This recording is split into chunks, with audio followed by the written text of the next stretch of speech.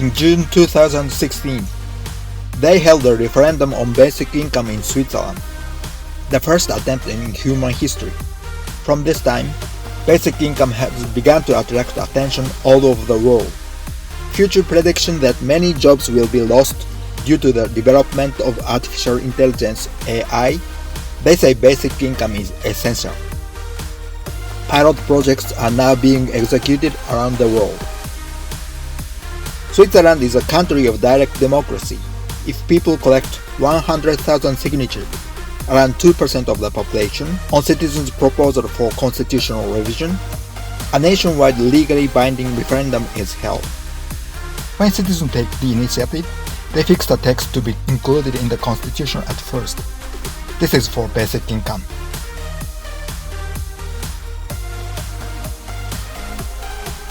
For the persons promoting this project, basic income is a new human right, necessary for anyone for the life with dignity.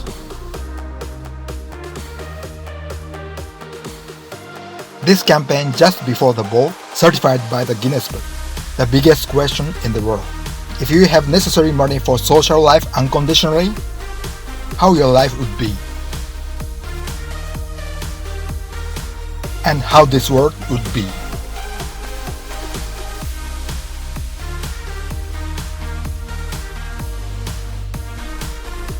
With a major hurdle to tax increase for funding, they could not get the majority on the referendum. But polls said more than 90% of people will continue to work even if they receive a basic income. And many who voted against it also said the discussion should continue. For example, if $1,000 are paid monthly to all the persons in the US, we need about $4 trillion annually. Pensions, welfare, employment insurance, various other benefits and deductions can be replaced by the basic income. But we still need a huge amount. Various possibilities for funding of basic income, but considering the total tax revenue of the US is about $5 trillion, to secure an additional huge amount in taxes and social security premium is not easy. It will be very difficult to decide who bears. On the other hand, while basic income is around 30% of GDP, money supply of the US accounts for 90%. Money supply varies from country to country very much. Hong Kong, the largest, has about 4 times as much currency as GDP, but they don't have extreme inflation. In Congo of Africa, the economy runs with the currency just 12% of GDP. If the circulation speed is fast enough, it's alright. And no matter how much money we have, if prices of daily commodities are stable, no problem for our life. Just 2 years after the basic income referendum on monetary reform was held in Switzerland. This is also the first time in human history. Citizens tried to change the role of the central bank. Since the Great Depression in 1929, some economists have argued credit creation by commercial banks should be banned. After the 2008 financial crisis, to rescue the banks, a huge amount of public money was put in. Swiss citizens have started the initiative. Their claim was influenced by German economist Joseph Huber. Basically, today about 90% of our money is issued by commercial banks, and only about 10% actually comes from the central bank itself, namely notes and coins. And this poses a lot of different problems because you see that most money that is issued by banks does not support the real economy and actually create real growth within the economy, but about 80% or 4/5 of this money that banks can issue out of nothing actually directly flows into the financial system. And the problem here is that most of this money that flows into the financial system would again then create speculative bubbles. With Vollgeld initiative, this is all about to change because we want the monetary system in Switzerland again work for the needs of the people and the real economy.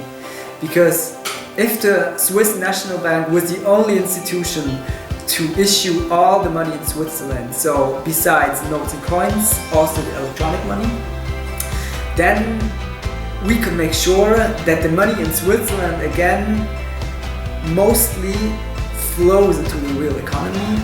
Money is not issued as a debt. This is something you have to understand. Because money can, or it doesn't have to be a debt, it can also be created debt-free and spent into circulation not by a commercial bank, but by a central bank. You may find out. What we really need is to democratize the monetary system.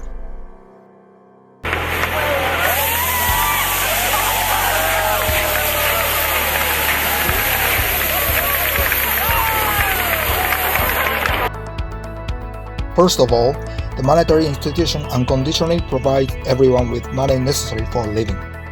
Then, starting from that, by circulating the currency as blood of the economy, we can run economy based on the human lives. What should be protected by the central bank issuing money is not the stock market, people's life. Isn't everyone convinced? Basic income can be realized with a tax increase. Then, in order to stabilize prices of daily commodities, abolish credit creation by private banks. Allow the central banks to adjust the money supply directly. Banks only mediate currency as most people think. Tax increase shall be the last adjustment measure. In most countries, people don't have a habit to think of constitutional texts. But some people may already find out. With democracy, the legal requirements for such a society are very simple.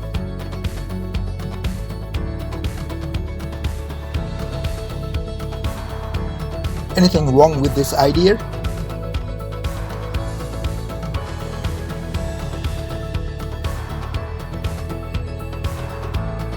What kind of problem may happen? In this turmoil of the wheels, we found, without waiting for a full-fledged AI era, the essential work for the people to live is not so much anymore. Technology has developed greatly. We have excessive productivity even in today's society. We don't have to conclude work is just paid job. And even if the working environment changes, only humans make demand in the economy. Human beings are valuable just because they are alive. If universal basic income realized, people are truly free and equal. We don't have to be frightened to lose our jobs anymore. We don't need to envy the rich. Permanent, unconditional, and universal basic income can be realized by the monetary institution, central bank. This is the simple and best way for our future. We can eradicate poverty and everyone can live with dignity. Actually, it's time to demand that.